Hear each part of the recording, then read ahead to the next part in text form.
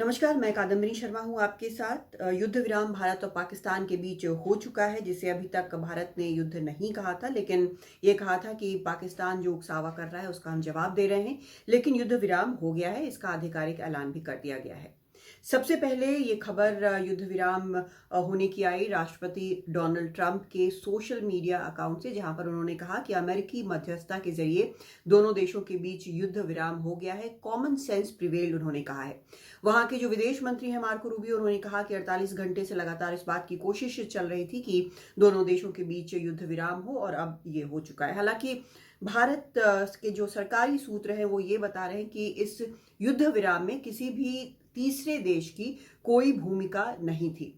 वैसे कायदे से भारत पाकिस्तान के बीच जो भी मसले हैं उसे द्विपक्षीय मसला मानता है, और इसमें हमेशा से किसी भी तीसरे देश का इंटरवेंशन वो स्वीकार नहीं करता। इंटरवेंशन की मांग हमेशा पाकिस्तान की होती है। भारत ने साफ कहा हुआ है, उसकी ये पॉलिसी है, अग्रीमेंट्स हैं कि ये बायलैटरल इशू है और बायलैटरली ही सॉल्व होता है। तो यहाँ पर सूत्र ये कह रहे हैं कि इसमें किसी तीसरे देश की कोई मध्यस्थता नहीं हुई है। आपको ये भी याद दिला दूं कि अभी कुछ दिन पहले जो उपराष्ट्रपति हैं अमेरिका के, जेडी वांस, उन्होंने ये कहा था कि भारत पाकिस्तान के युद्ध के बारे में कहा था कि it's none of our business, हमसे कोई लेना देना नहीं है। लेकिन उसके बाद क्या हुआ, हमने ये भी देखा कि किस तरह से वहाँ के जो विदेश मंत्री हैं मार्को रूबियो, उन्होंने पहले तो शहबाज शरीफ से बात की जो पाकिस्तान के प्रधानमंत्री हैं, और उसके बाद हमने ये खबर देखी कि उन्होंने आसिम मुनीर से, जो कि पाकिस्तान के सेना प्रमुख हैं, उनसे बात की। धीरे धीरे खबरें चलते चलते शाम में 6 बजे के करीब ये साफ ऐलान भारत के विदेश सचिव विक्रम मिस्री ने कर दिया कि युद्ध विराम हो गया है। Following that, as you know, there'll be a briefing by my colleagues from the military. The Director General of Military Operations of Pakistan called the Director General of Military Operations of India at 15:35 hours earlier this afternoon. It was agreed between them that both sides would stop all firing and military action on land and in the air and sea with effect from 1700 hours Indian Standard Time today. Instructions have been given on both sides to give effect to this understanding. The Directors General of Military Operations will talk again on the 12th of May at 1200 hours. Thank you. तो विक्रम मिस्री ने ये साफ तौर पर कहा कि आज के ही दोपहर करीब 3:35 पर वहाँ के जो डीजीएमओ हैं, उन्होंने यहाँ पर भारत के डीजीएमओ को फ़ोन मिलाया, दोनों के बीच बात हुई, उसके ऊपर चर्चा हुई, और उसके बाद आज शाम यानी शनिवार शाम 5 बजे से युद्ध विराम लागू हो गया। इसके निर्देश दोनों तरफ को दे दिए गए कि चाहे जो एयरफोर्स है, आर्मी है, नेवी है, तीनों ही इस निर्देश को माने कि युद्ध विराम हो गया है। इसके अलावा 12 मई को दोपहर 12 बजे दोनों डीजीएमओस की फिर से बात होगी। लेकिन ये फैसले जो होते हैं वो डीजीएमओ के लेवल पे नहीं होते। निश्चित तौर पर इस पर आगे मंजूरी मिली है, इस पर आगे चर्चा हुई है, और साफ तौर पर कई हाई लेवल बैठकों का दौर चला है। उसके बाद ये सभी चीज़ें जो हैं वो हुई हैं।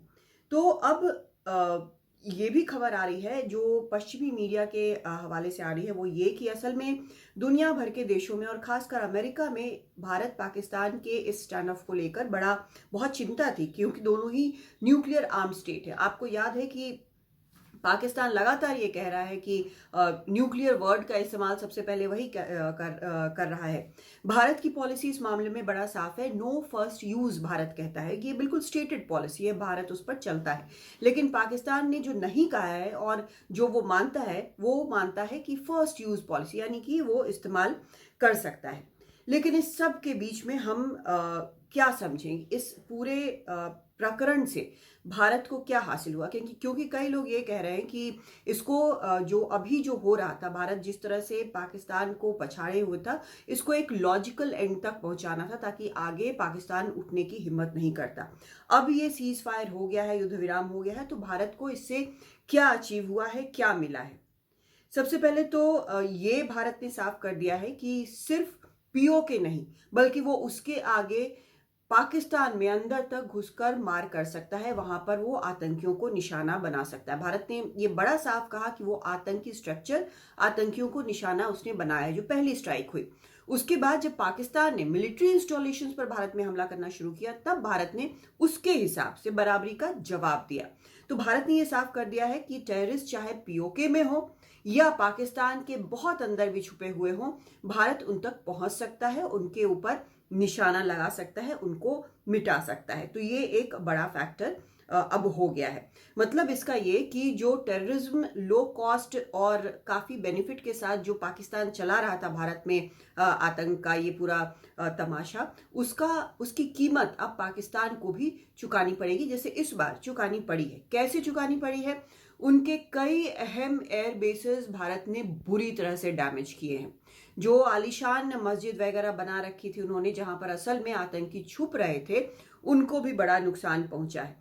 तो ये सब चीजें जो है वो अहम है, काफी अहमियत इसकी है। और ये भी है कि भारत ने अब ये भी साफ किया है कि आगे से कोई भी इस तरह का आतंकी हमला हुआ, आतंकी कार्रवाई हुई, तो भारत उसको एक्ट ऑफ वॉर मानेगा, वो भारत के खिलाफ युद्ध मानेगा और उसी हिसाब से जवाब दिया जाएगा। तो क्या पाकिस्तान से ये उम्मीद करें कि उसको ये बात समझ में आएगी और वो आगे से मिस एडवेंचर करने से बचेगा? देखते हैं। लेकिन भारत को ये याद रखना होगा कि उसने जो कहा है वो वॉक द टॉक करना होगा। उसने जो कहा है उस पर उसे अटल रहना होगा कि आगे अगर इस तरह का कोई हमला होता है तो उसमें भारत को ये अपनी जो बात उसने रखी है वो उसको करना पड़ेगा। लेकिन एक सवाल यहाँ पर यह भी उठाया जा रहा है कि जिन आतंकियों ने पहलगाम में सिविलियंस को, नागरिकों को निशाना बनाया, क्या वो भारत के हाथ आए? ये भी एक सवाल उठाया जा रहा है। दूसरी तरफ अब ये भी है कि भारत को अपनी सुरक्षा व्यवस्था मजबूत करनी होगी। जिस तरह से पहलगाम में सुरक्षा पर सवाल उठे हैं, वैसे सवाल, वैसी घटना दोबारा ना हो, इसलिए सुरक्षा को बहुत ही मजबूत करना होगा। एलओसी में भी भारत को अपनी जो रणनीति है, अपनी जो सुरक्षा घेरा है अपना, उसको और भी ज्यादा मजबूत करना होगा। जो हमारे नागरिक सीमाओं के पास रहते हैं उनको अच्छा खासा नुकसान हुआ है, कई जानें गई हैं, बच्चों की जानें गई हैं, कई लोग घायल हुए हैं, वो कैसे ज्यादा सुरक्षित रहें इसको भी देखना होगा। एयर डिफेंस सिस्टम्स जो हैं हमारे, सभी ने बहुत जबरदस्त काम किया है, उसके कारण लोगों का बहुत बचाव हुआ है, इंफ्रास्ट्रक्चर का बहुत बचाव हुआ है। तो ये भी देखना होगा कि उसमें कितना इन्वेस्टमेंट, उसके अलावा इनमें कितना इन्वेस्टमेंट किया जा सकता है और क्या जरूरत है हमें। वैसे भारत काफी इन्वेस्टमेंट कर रहा है, लेकिन और क्या जरूरत है फोर्सेस को, इसको देखते हुए जरूरत के हिसाब से और खतरे के हिसाब से उसको असेस करके देखना पड़ेगा। दूसरी चीज ये भी है कि भारत ने पाकिस्तान के कई एयर डिफेंस सिस्टम्स को खत्म कर दिया है, बहुत साफ तौर पर रडार वगैरह को भी काफी खत्म किया है।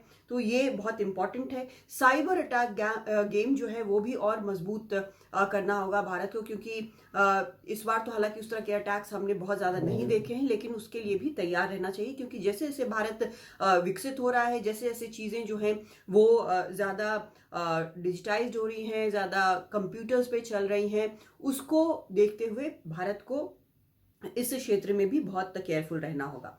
ये बहुत अहम बात है कि भारत जो है, जिसको कहते हैं don't let your guard down, मतलब भारत को सतर्क रहना होगा। निश्चिंत नहीं हो सकता कि पाकिस्तान दोबारा से ऐसे कोई कदम नहीं उठाएगा, क्योंकि पाकिस्तान हो सकता है कि कुछ इस तरह के कदम उठाए जहां पर दोष जो है किसी और पर, तीसरे पर, या डोमेस्टिक टेररिज्म को वो कह सके कि डोमेस्टिक टेररिज्म हो रहा है। तो इस बात को लेकर भी सतर्क रहना होगा। कई फैक्टर्स हैं ये सारे, लेकिन एक जो अनइंटेंडेड लूजर इस पूरे प्रकरण में रहा है वो है मेन स्ट्रीम मीडिया। जिस तरह का प्रोपेगेंडा, जिस तरह की झूठी खबरें मेन स्ट्रीम मीडिया में इस बार चली है, वो निहायत शर्मनाक है और लोगों को समझ में भी आ रही है कि आखिर हुआ क्या। लेकिन इसको करेक्ट करने का उपाय क्या है? क्या लोग वो देखना बंद कर दें, सिर्फ ये उपाय है, या फिर उसके अलावा भी कोई उपाय है? एक जो बड़ी चीज निकल कर आई, जो पॉजिटिव चीज निकल कर आई, कि खतरे के सामने चाहे किसी भी कोने में हिंदुस्तान के जो भी आम नागरिक रह रहे हो, वो सब साथ खड़े थे, एक साथ थे। यही एकता जो है वो भारत की सबसे बड़ी शक्ति है। नमस्कार।